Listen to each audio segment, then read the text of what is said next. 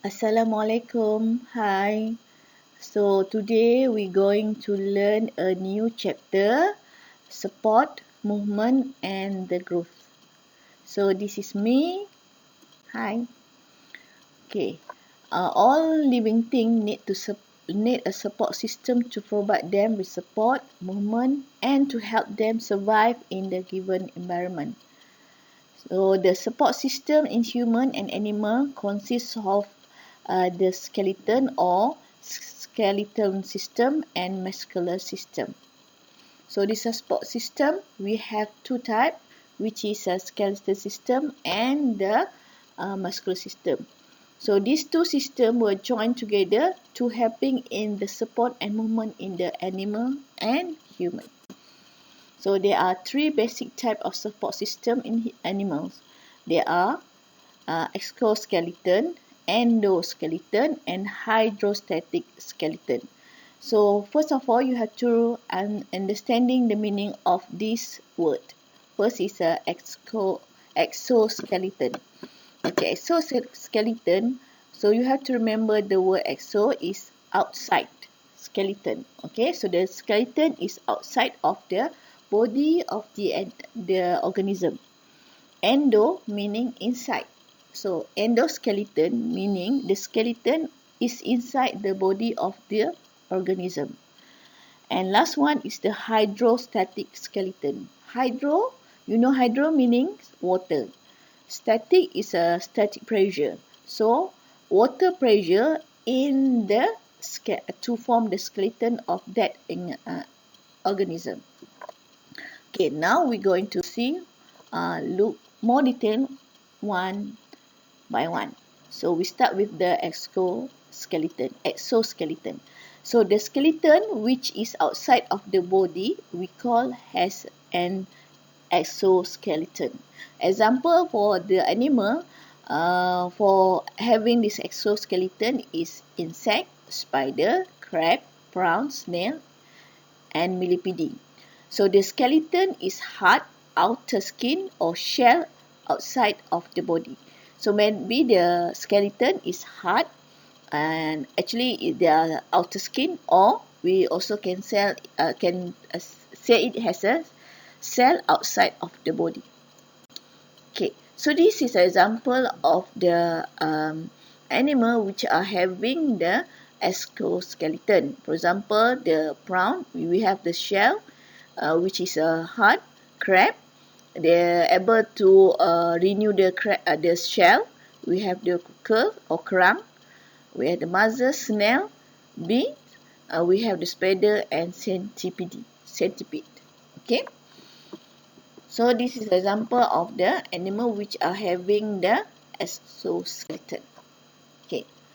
Now we going to look more detail in the exoskeleton. In the vertebrate such as crab, lobster, cockles, mussel, snail, beetle and grasshopper, they have the hard outer layer skin. So this hard outer layer skin we call as a exoskeleton. So this exoskeleton in the garden snail, mussel and crab is more harder that we call as a shell. Okay, exoskeleton for crab, lobster and snail consists of mainly is a calcium carbonate. Okay, so for your information, calcium carbonate is main material to form this shell. Okay, so because of this calcium carbonate, able for this type of animals such as crab, lobster and snail, which is a aquatic animal able to stand with the land side. Okay, so this is the hard substance that protect the soft body of the animal. So this skeleton also act as a protection for the muscle or smooth soft body in the animal shell.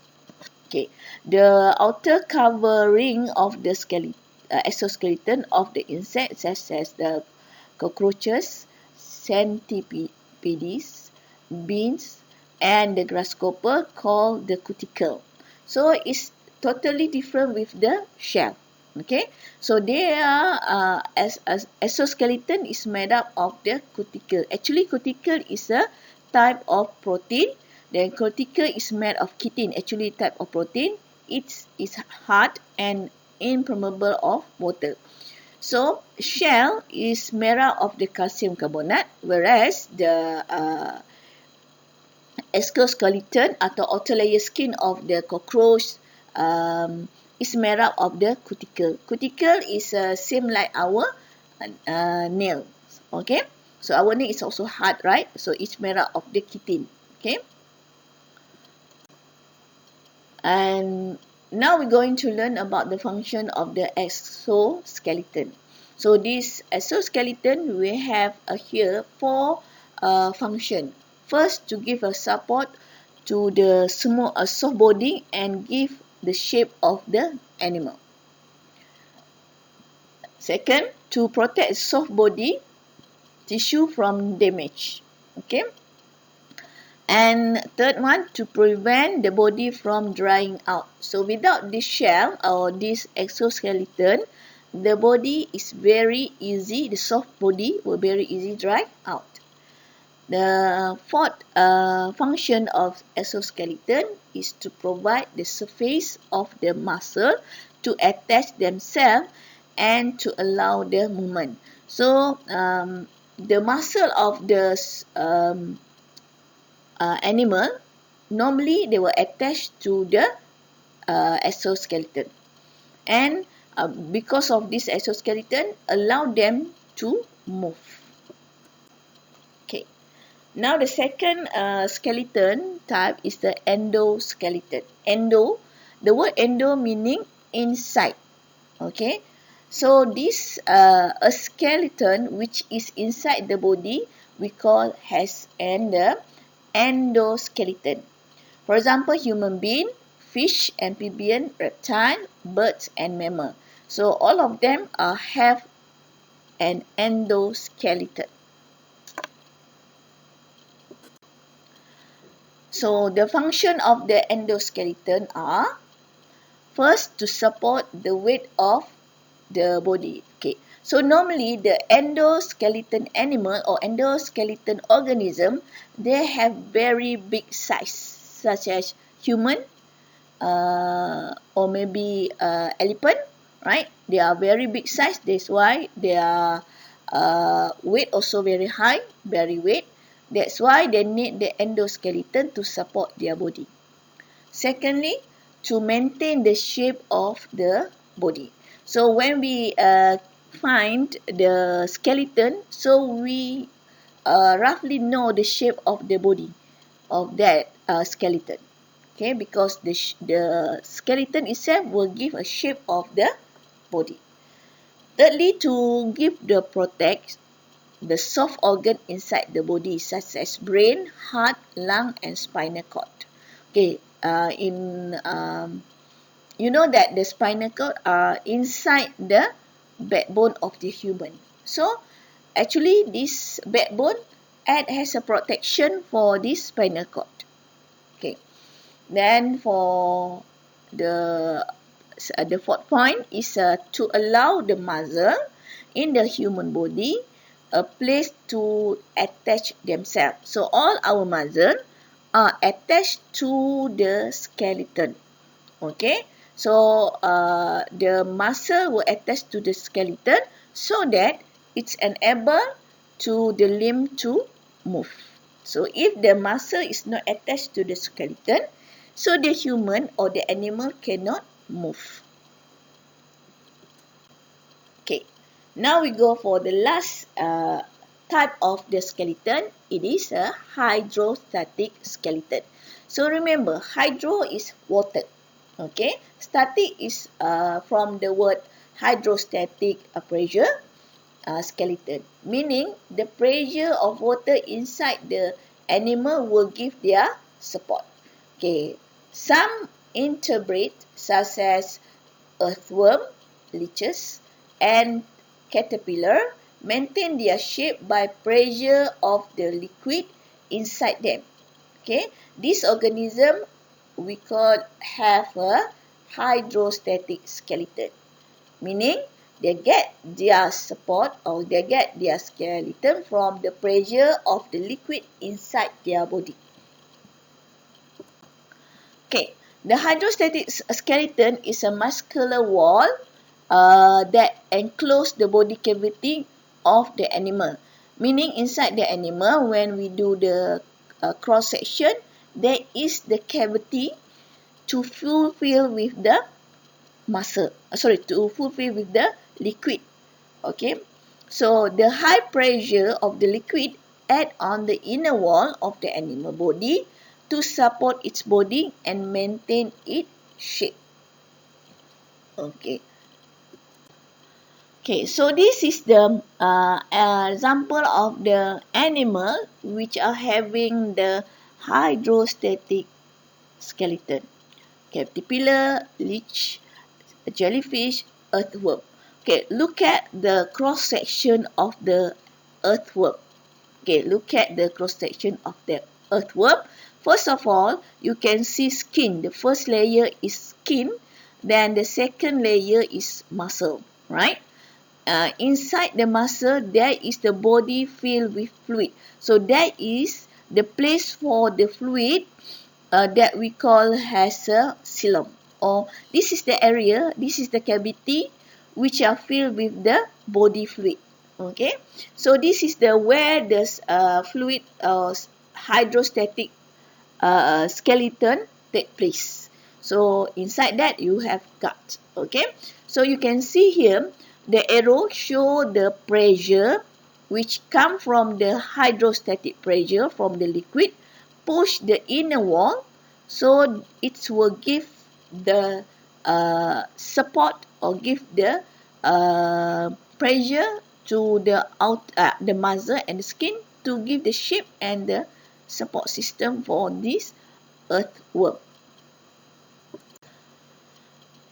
An earthworm use its hydrostatic skeleton to crawl or to move. Okay, first of all, you have to know the two types of the muscle that in a earthworm. Okay, for the red color one is a longitudinal muscle. Okay, when this longitudinal muscle relax, so it will extend the length of the earthworm. Okay, after that the bluish color, that one we call has the circular muscle. So this circular muscle will contract. So when the longitudinal muscle relax, and automatically circular muscle will be contract. So this process we call as an antagonist process. So this muscle, the two muscle or pair of muscle will work together. One will be relaxed, the other one will be contract. So it will make the earthworm become longer and thinner. Okay. Whereas the other one, circular muscle relax, you can see the circular muscle, the bluish color become small area, small, and the longitudinal muscles will contract. So the longitudinal muscle contract is become the muscle become bigger, and the earthworm become fatter and shorter. Okay, so this will the contraction and relaxation of these two muscles will give a rhythm for the earthworm from the head until the tail. Okay, beside that you can see the bristle down there. It's actually act as an anchor for the earthworm. So whenever when the part of the segment of the earthworm bigger, so this bristle will anchor the soil. So it has a lid for the earthworm. Okay, so you can see at the head area, the segment at the head is become bigger. Okay, so at the center segment, the first picture, is become thinner because the longitudinal muscle is relaxed. So the earthworm become thinner, and the bristle or satay will lift from the ground. Okay, and the front part, the satay will anchor the ground, so it's able to give a rhythm to the earthworm and able for the earthworm to move. Okay, look at the second diagram. You can see at the head of the earthworm, the size of the head is smaller, okay, and the second part is bigger.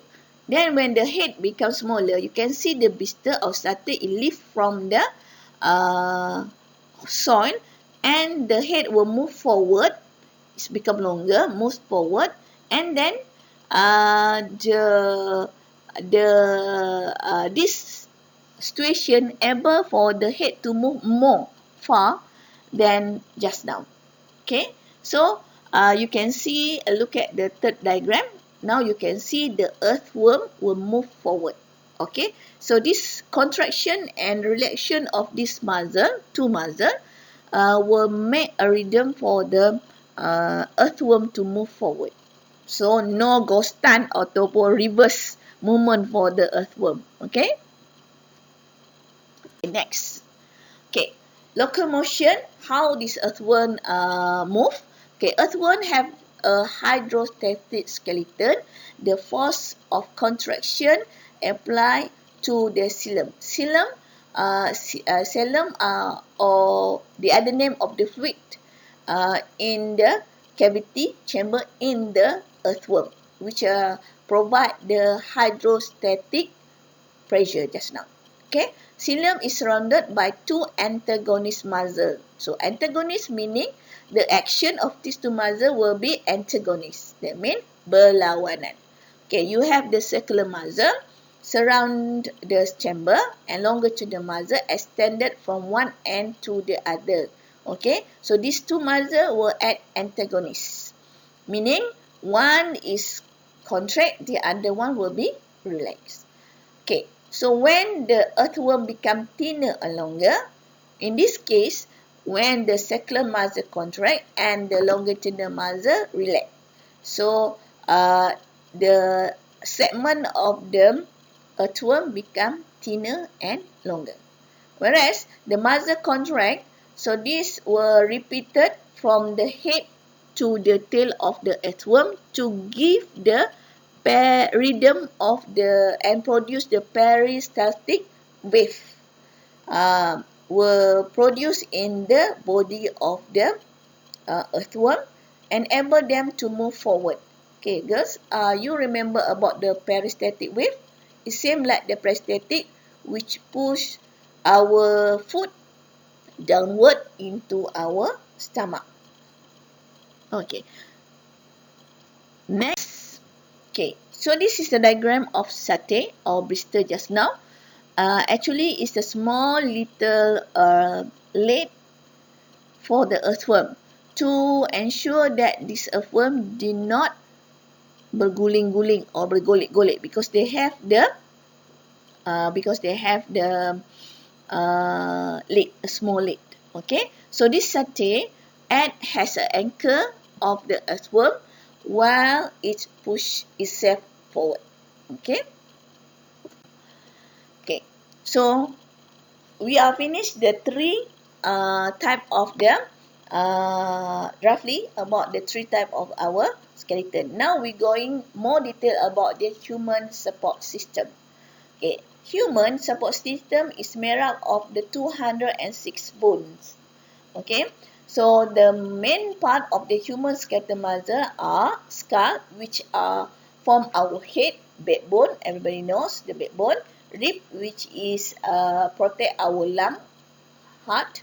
Okay, girdles and limbs. So a skull is protect. Actually, the skull bone specialized to protect the brain. You know, brain is very important for the human. Okay, it has the CPU for the computer. And B, the backbone. Backbone is support the upper part of the body. Backbone will support the upper part, meaning upper part from the arm from the rib cage to the arm until head. So that one is the upper part of the body, and also protect the spinal cord. So you know that spinal cord are inside our backbone. So it is very, very protected by the backbone. Because you know the spinal cord is very important, right? For your movement and for your healthy. Okay. So the arrangement of backbone allow the backbone to turn and twist. Okay, so how the arrangement of backbone? So you know that backbone actually is not made up by the one single bone. It's made up by 25, if I'm not mistaken, 25 small bone joined together. So when the joint of bone, so it's allow the backbone to turn and twist. Okay. And able for you to dance. Next. So this is the diagram for the human skeletal system. We start from the skull, and that we have the pectoral girdle. So actually we have two type of girdle, pectoral girdle which form our shoulder, okay, and the other one is a pelvic girdle will form our hips, okay. So back to the pectoral girdle. Pectoral girdles will be joined with the arms, humerus, radius, ulna, and the finger. Okay, finger actually is phalanx and metaphalanx. Metaphalanx and phalanx. Okay. So take note, girls, radius always join to your thumb. Okay, put up your thumb. Okay, then you see your thumb is always joined to the radius, not the ulnar bone. Okay, so we go to the rib cage. You know the rib cage will help us in move our thoracic cavity when we inhale and exhale, right?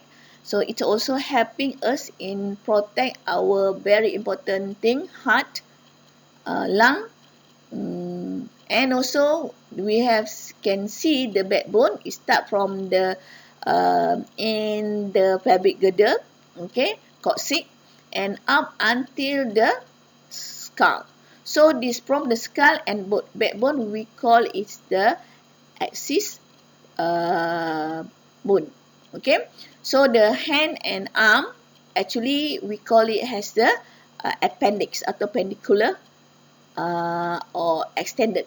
Okay, so we go for the pelvic girdles. For pelvic girdle actually has a protection for the, especially in female, when the female want to bear baby. So the pelvic girdle will protect the baby inside it.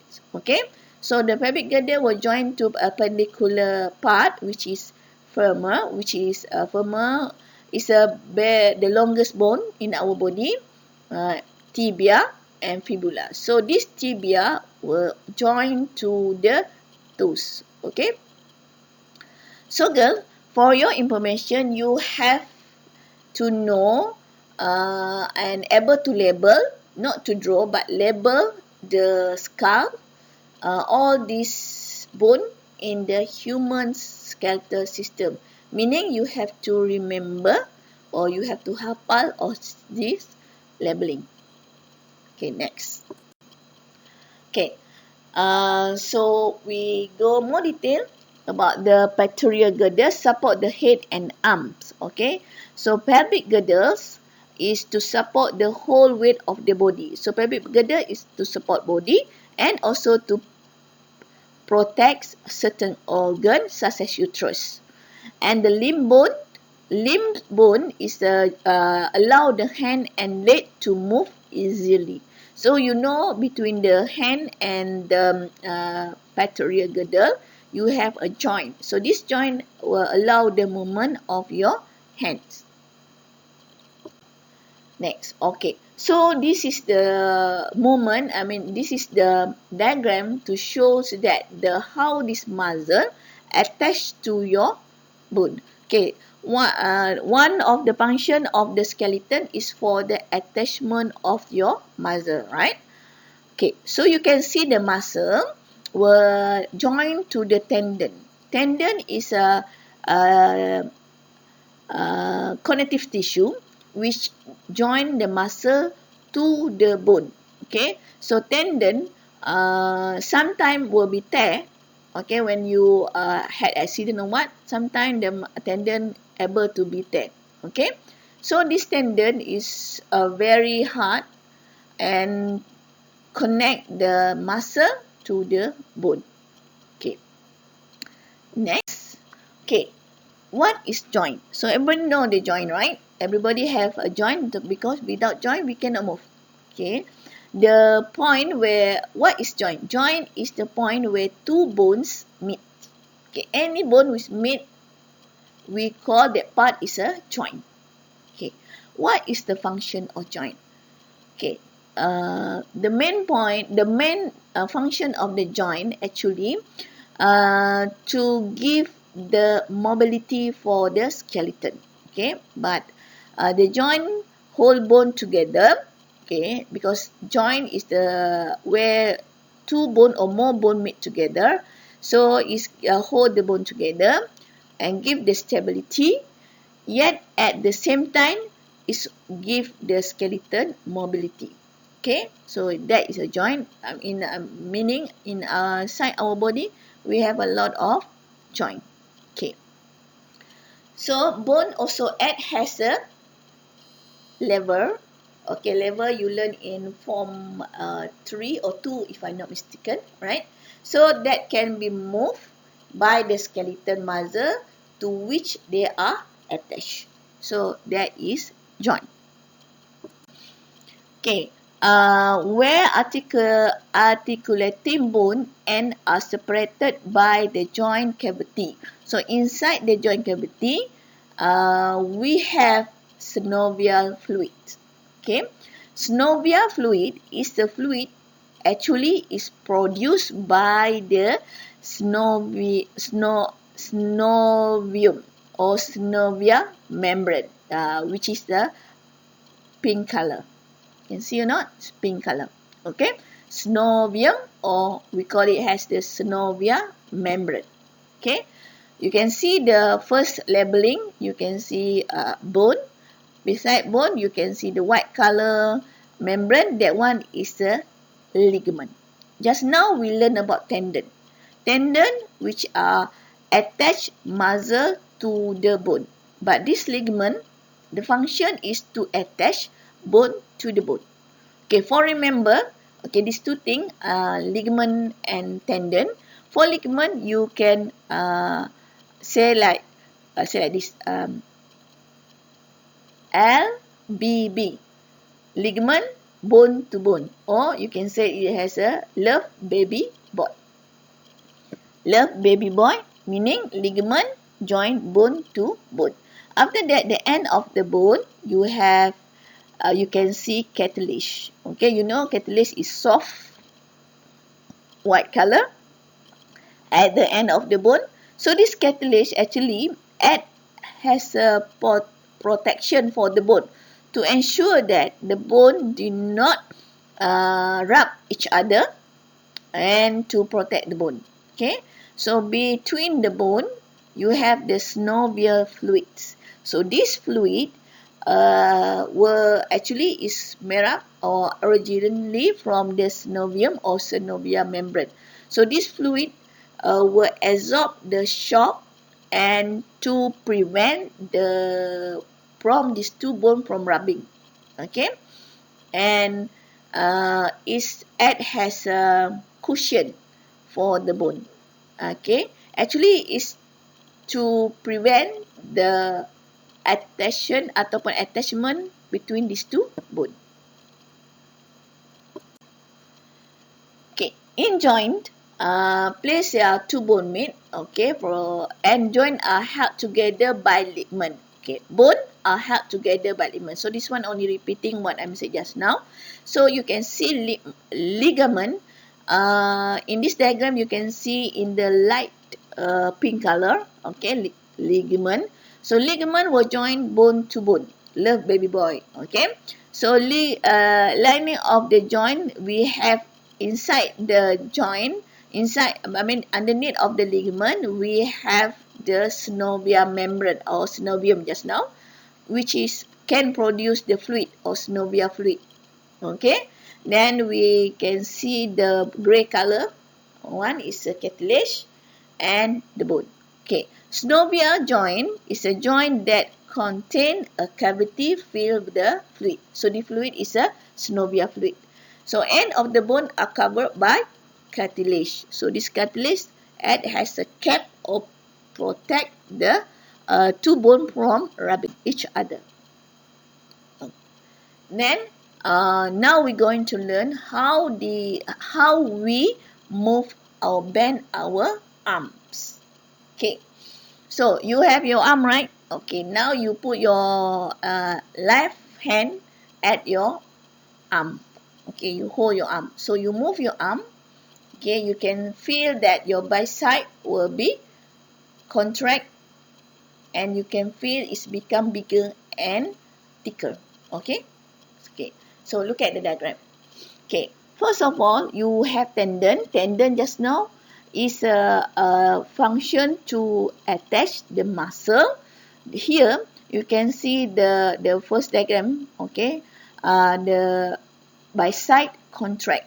Why you call it as the bicep muscle? Because they have two. Bi meaning two. Bicep, you can see the bicep meaning two tendon there. Okay, 1, 2 tendon. Okay, and it will attach and down there attached to the radius. Radius is the bone which are joined to our thumb. Okay, so when this bicep contract, so it's become shorter and thick, and the other muscle which is tricep, why we call it as tricep? Because they have three tendon to hold the muscle to the upper muscle of the to the bone. Okay, so that's why we call it as a tricep muscle. So you can see when the bicep muscle contract, automatically tricep muscle will be relaxed. So this action we call as a antagonist action. Okay, so when the muscle bicep muscle contract, so it becomes shorter. At the same time, tricep muscle relax, it become longer. So when the bicep muscle contract, it would pull the radius to move up, so your hand will become bent. Okay, understand? Okay, so now look at the second diagram. Second diagram, you can see the bicep become relaxed. So when it's relaxed, it's become longer than just now. And when the bicep muscle relax, automatically antagonist action, tricep muscle will be contract. So when it's contract, it become shorter. So when it becomes shorter, it will pull the ulnar bone, so your arm become straight. Okay. So now you can you know how you bend and straighten your arms. So you have to remember the process, how it occurs. Again, for more detail, so you can see the bicep muscle. You can see two tendon at the upper part. You can see two tendon. That's why we call it as a bicep muscle contract. So when it's contract, it becomes shorter. So it will pull your arm to bend. Okay. So you have to mention about the antagonist. The partner of the bicep is a tricep. So the tricep will be relaxed. So it become more longer and allow the arm to bend.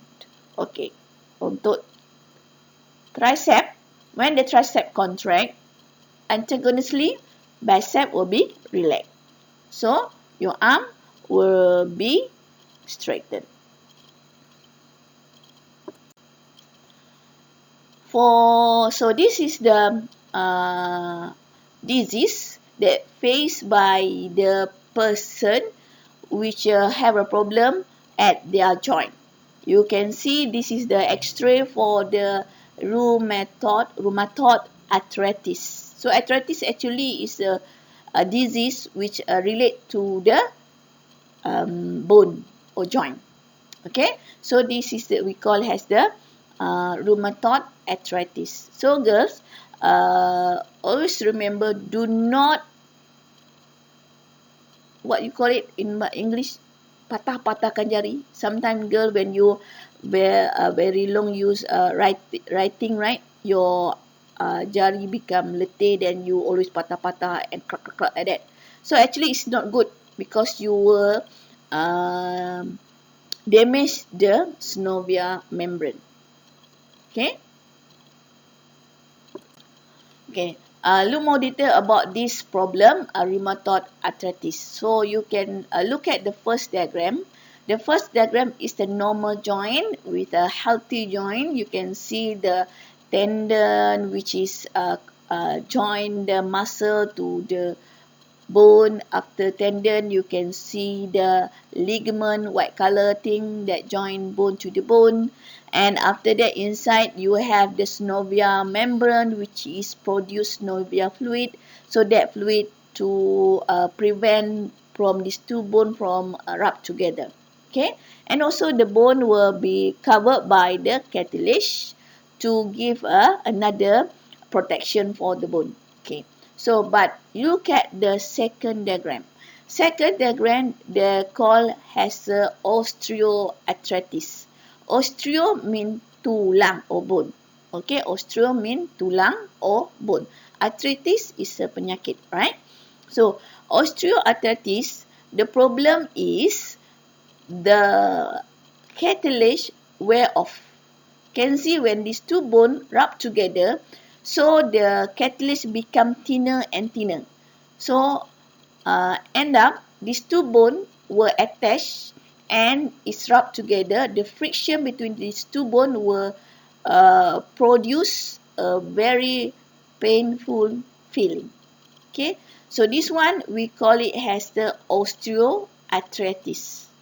So the another disease of arthritis is rheumatoid arthritis. The difference between osteoarthritis and rheumatoid arthritis is you can see the swollen flaming synovial membrane. Okay, that's why I told you just now, you do not patah-patah your jari because it's able to make your membrane, synovial membrane injured. So it might be have a swollen inflame of the synovial membrane. Okay, you can see that the cartilage is still healthy, but the swollen synovial membrane. So this one we call it as the rheumatoid arthritis. So this arthritis actually is the disease which relate to your joint. Okay, we have two types of arthritis, osteoarthritis and the rheumatoid arthritis. Okay, so this is also the other disease about the joint pain occurring of the various joint. So you can see here the destruction of the cartilage. Okay, so maybe the cartilage wear off because of the aging problem. Or maybe the synovial fluid is not liquid anymore, it's become thicker and more viscous. And you can see the inflames of the synovial membrane or synovium. And you can see that the inflame of the joint capsule. So at the joint there, from outside you can see it's swollen. Okay, so this is another disease of the joint. Okay, we are finished about the human support system. Now we are going to learn about the human growth curve. Okay, you know, it start from the baby, you also from the baby, and now you are become a very, 16 years old, big enough. Okay, so you are growing. You start from the baby, and now you are growing. Okay, now we learn about the growth curve of a human. Okay, so we have a 1, 2, 3, 4, 5 section. Okay, so growth curves, the growth, maybe height or weight. So against the time or year.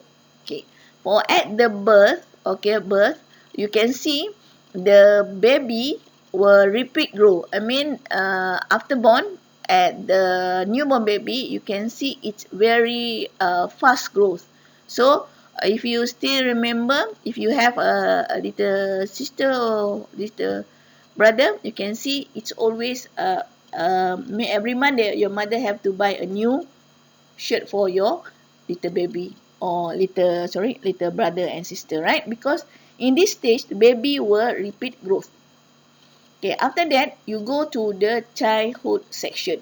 In this childhood section, the growth become slower growth. Okay, still growing but in the slow rate to compare with the baby. Okay, so in this section, maybe the baby in until 11 years old or 12 years old. It's up to the human itself, up to the person. Okay, so then you go to the adolescent section. So this adolescent section, like yourself, right? You get your puberty. Okay, when you get your puberty, now your growth curve become very, very fast. So this is the the top scorer for the growth when you are reach puberty. So when you still remember, when you reach puberty around 12 years old, 13 years old, you get your puberty. For female, you will very fast get taller, right? So this is the segment or the section where you grow very, very fast. After that, go to the next section is adult. So let me.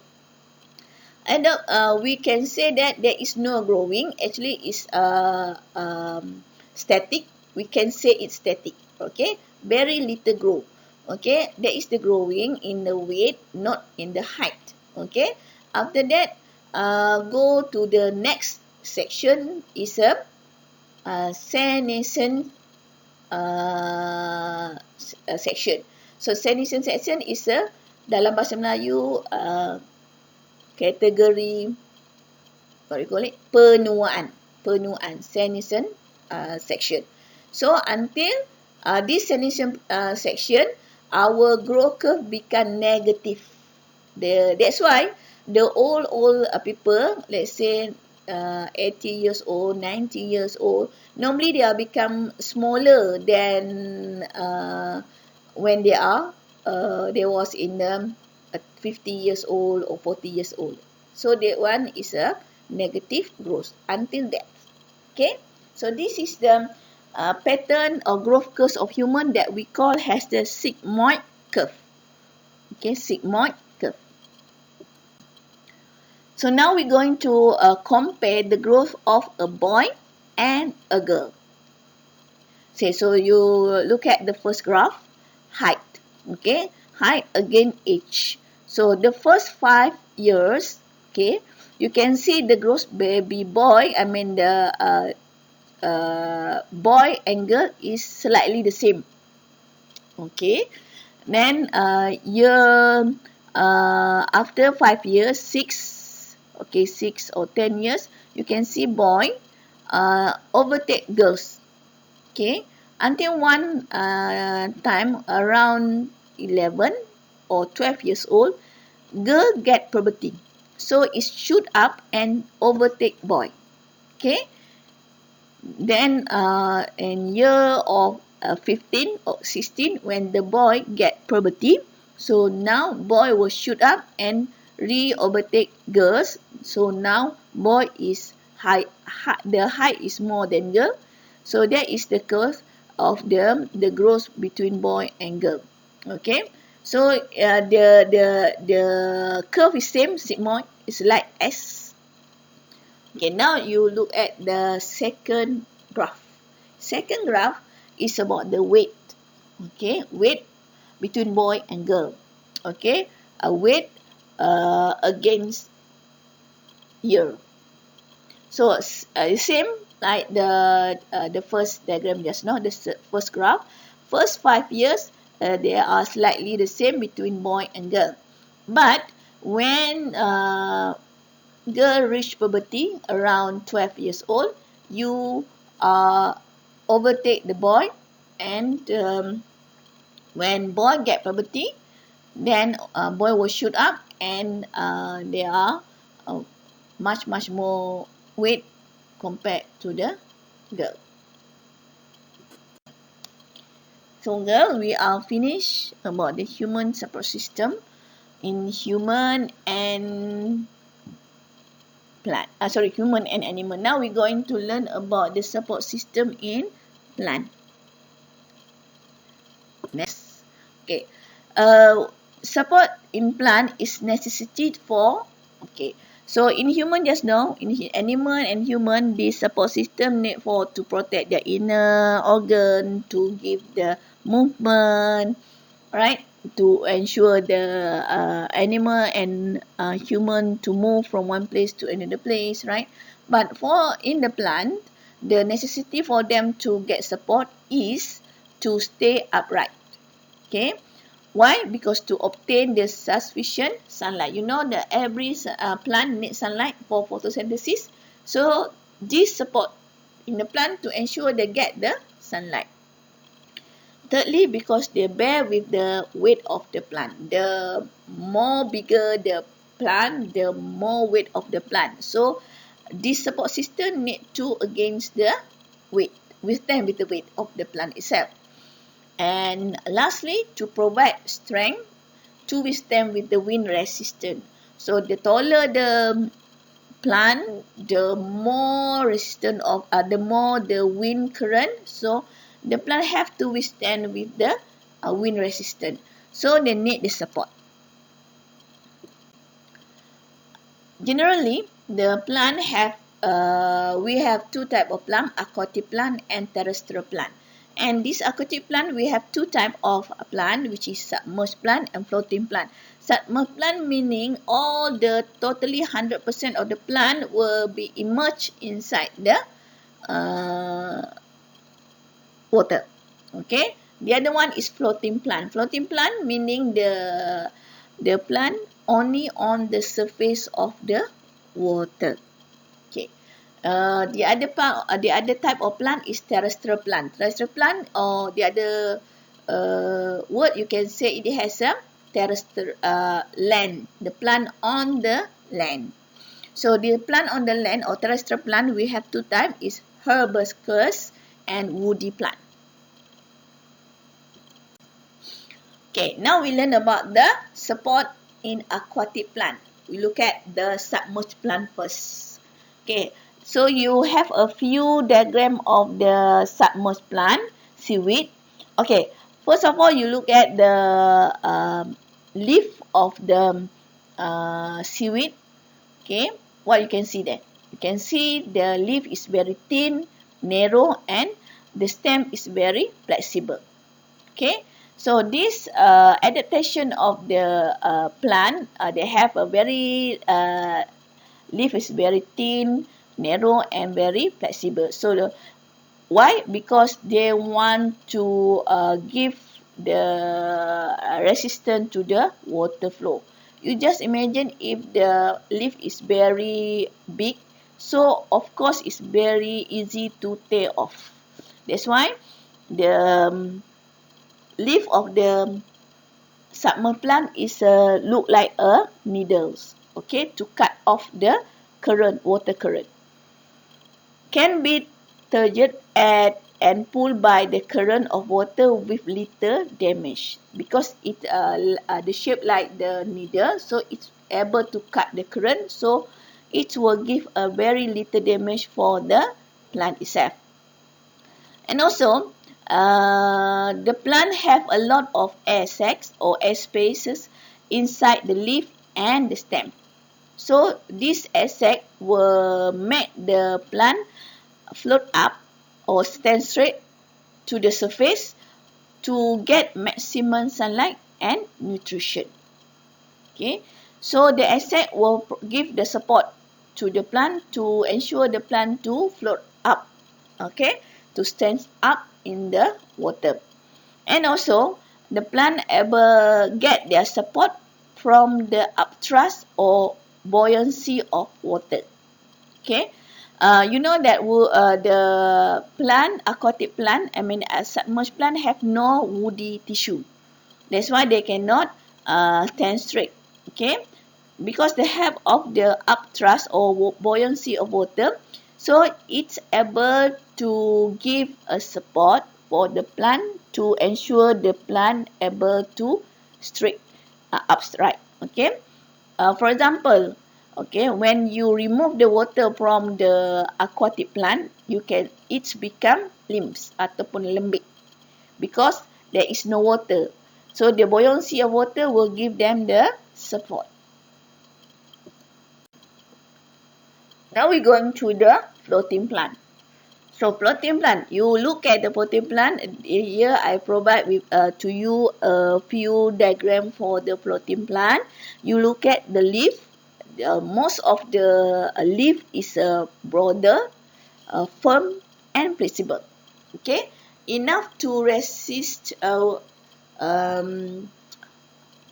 being torn by the wave action. Okay, so firm to avoid them from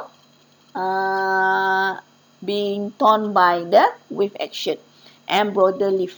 Okay, you look at the lotus.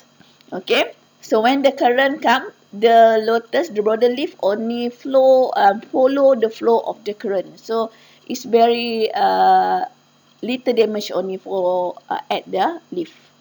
Okay, secondly, upright thrust of water. Okay, upright thrust or water buoyancy just now will support the plant to float on the surface of water. And the broader leaf will provide the surface area for the thrust of the water. It seems like the ship on the water.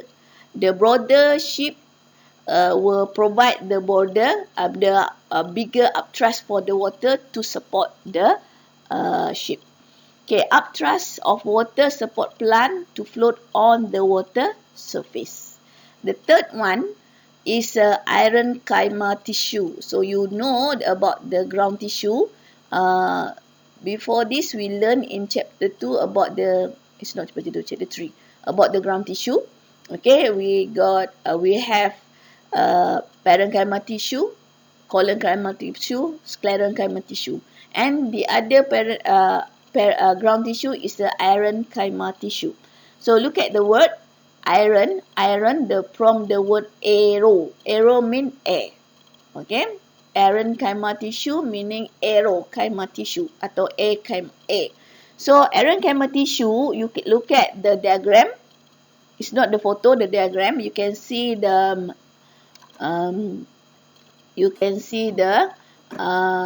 asset here. A lot of asset here. So this asset will provide or give the support for the plant to float. It has a pelampung. Okay, it has a pelampung to ensure that plant can float on the surface. So this tissue, we call it has the iron-chyma tissue. So they have a lot of air sac to give the buoyancy of plant can float on the water. So for your information, at the root here, okay, you can see the first photo, a lot of root. Okay, if you're able to see more detail, more nearer, you can see a lot of air sac trapped between the roots here. Okay, so this trap of the air bubble will give a support system or give the water buoyancy for the plant to float on the water. So don't need strengthening tissue in stem. So their stem or leaf, they have no strengthened tissue. It's very soft and very flexible and able to follow the flow of current.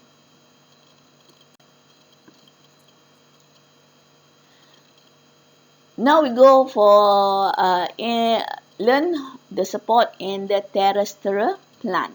Okay. So the first terrestrial plant is the hibiscus plant. Hibiscus plant meaning the plant have no woody tissue. Okay. So in this terrestrial hibiscus plant, we have four four aspects to support them. First, support from the fragility of the parenchyma and the collenchyma tissue. Okay, refer to the diagram. Beside that, you can see the plant cell. The first cell, the water enter the water are moved from the cell. Okay, you can see the membrane is pulled out from the cell wall. So there is no pressure to support the cell wall. So the plant become well. Has the diagram down there, you can see the flower in the pot wilting. Because the cell, the water leave out from the vacuole. There is no pressure to support them. That's why the plant become well. So the second diagram is normal. This is the isotonic reaction. I mean isotonic when the cell in the isotonic medium. Okay, the next one, the third one is when the water is entering the vacuole. So when the water entering the vacuole, so it will give a hydrostatic pressure toward the membrane, and membrane will push the cell wall. You know the cell wall is made up by the cellulose, right? So this fragility in the parenchyma and collenchyma tissue will give support to the hibiscus plant. Okay, you can see the second pot of flower, they are turgid because they have a lot of water. Okay. Okay, turgor pressure of liquid in the center vacuole pushes the cell content and plasma membrane against the cell wall. So maintain the shape and give support to stem, leaf and root. So you get the fresh second pot of flower.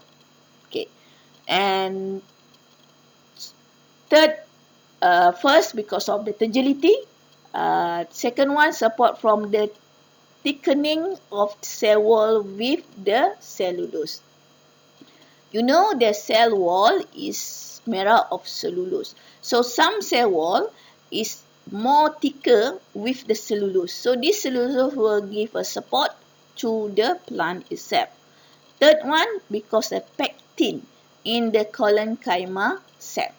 So collenchyma cell, they have pectin. Pectin is something that is hard. Okay, so this pectin in the collenchyma cell also will give support to the hibiscus plant.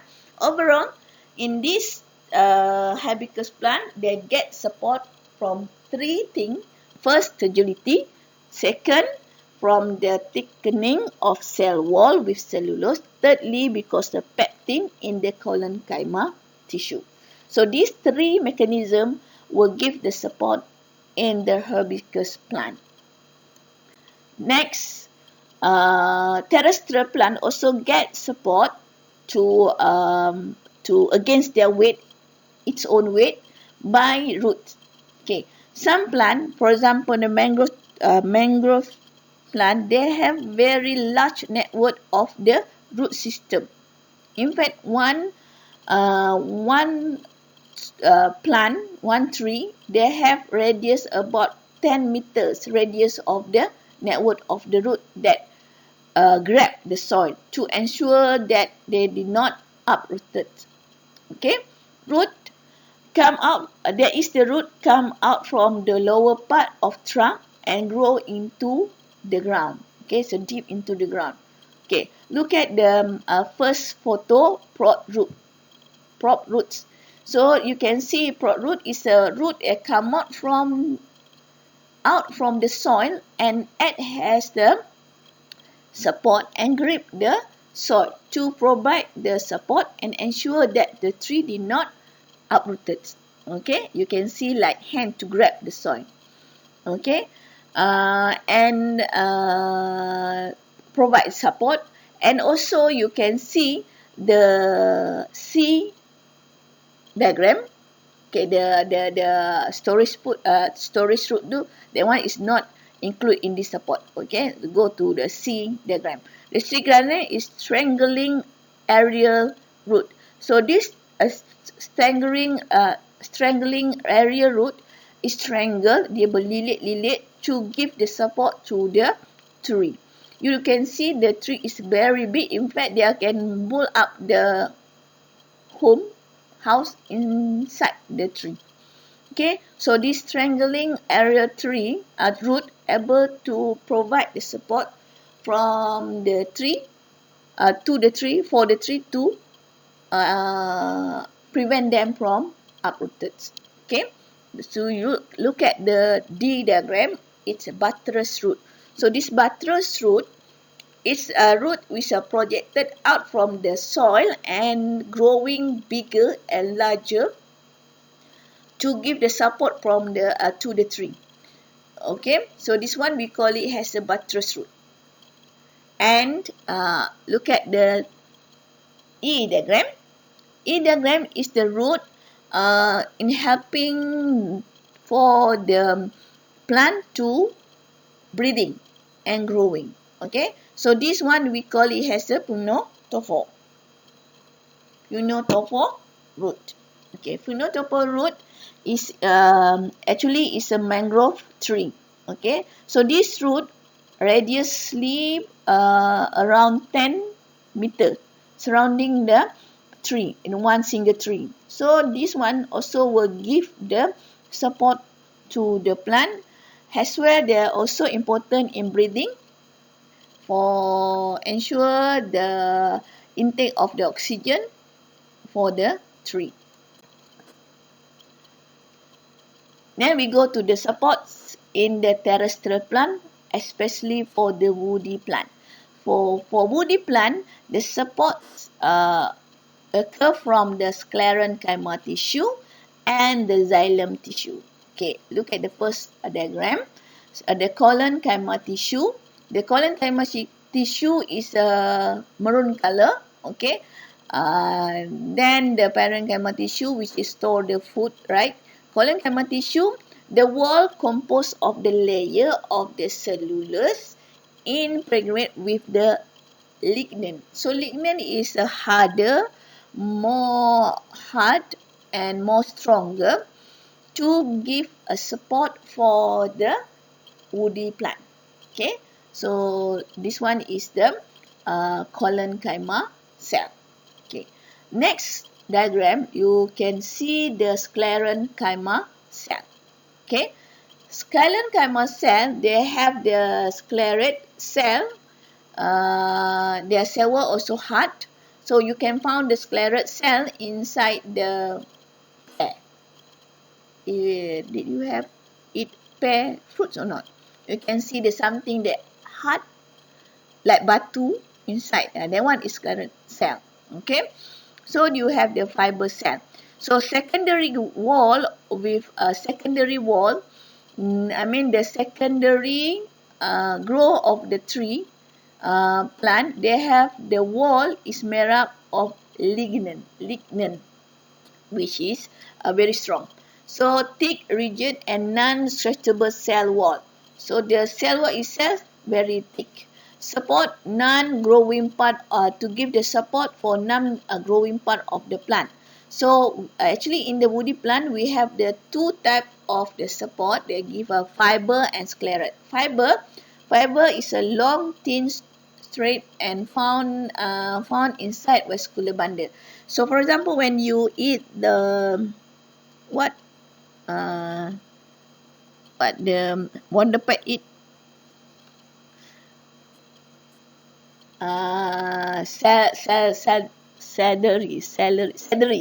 celery. You can find the very strong fiber. Okay, carrot is a small and irregular shape found in the fruit and the seed. Also give the support for the plant.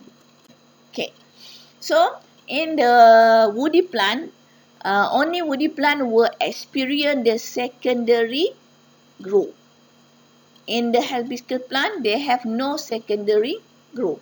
So when they have the secondary growth, they have the secondary xylem. Just now we learned about the xylem, right?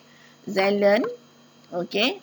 So this xylem will give a support. Okay, secondary xylem. So the secondary xylem is the pink color. Okay, pink color. So this secondary xylem, when they are matured, it's become wood. Okay, xylem will become wood. So this wood will give a strength for the tree, and of course give the support for the tree. Okay. Secondary growth.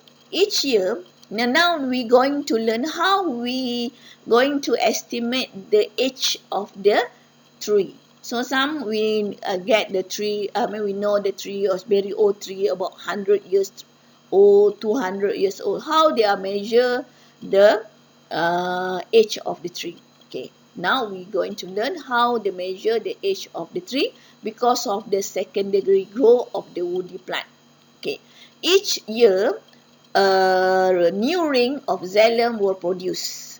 Okay, produce in the hard inner core that we call wood.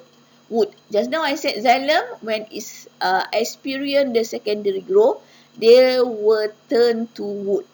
Okay, so in the Western, they have 4 seasons, right? Spring, autumn. Okay, so when spring, the cell will have a fast growth. So the cell become large and thin wall. When the autumn season, the slow growth of the cell. So cell becomes small and thick wall.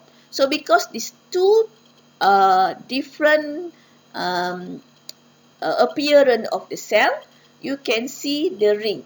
Okay, look at the diagram. Look at from the pit. Don't look at the cord. Look at from the pit. Okay, pit is the center of the wood. Center of the plant. Okay, so the first layer, the first ring, you can see the cell is bigger than the small cell. So the bigger cell is grow when it's spring season. Okay, it's followed by the autumn. Small and thick wall is the season of autumn. So you can see the one ring there. Okay, so the first ring we call is the first year growth. Okay, the second ring you can see the same one, spring, fast grow, the cell large thin wall, autumn, slow grow, cell small and thick wall. So that one shows the second year of the growth and followed by the 3 years of the growth. Okay, so from this one we know the tree now, the age of tree, the age for this tree is 3 years old. Okay, we not count the cambium vascular. So this cambium vascular will end up will form the cord cambium. Cord cambium, when it will peel off from the tree. Okay, we not count the cambium. We only count the secondary growth of xylem, which are wood. Okay, so that how they are the wood give the support to the plant, and how we going to estimate or know the age of the plant. Okay, we are finished this chapter. I hope all of you understand and you can repeat, listen the explanation. Good luck for you. And next, I will give the question about this topic. Hope you can answer. And you can message to me if you do not understand. I try to repeat. I try to explain. Okay, girls. Good luck. Bye. Miss you.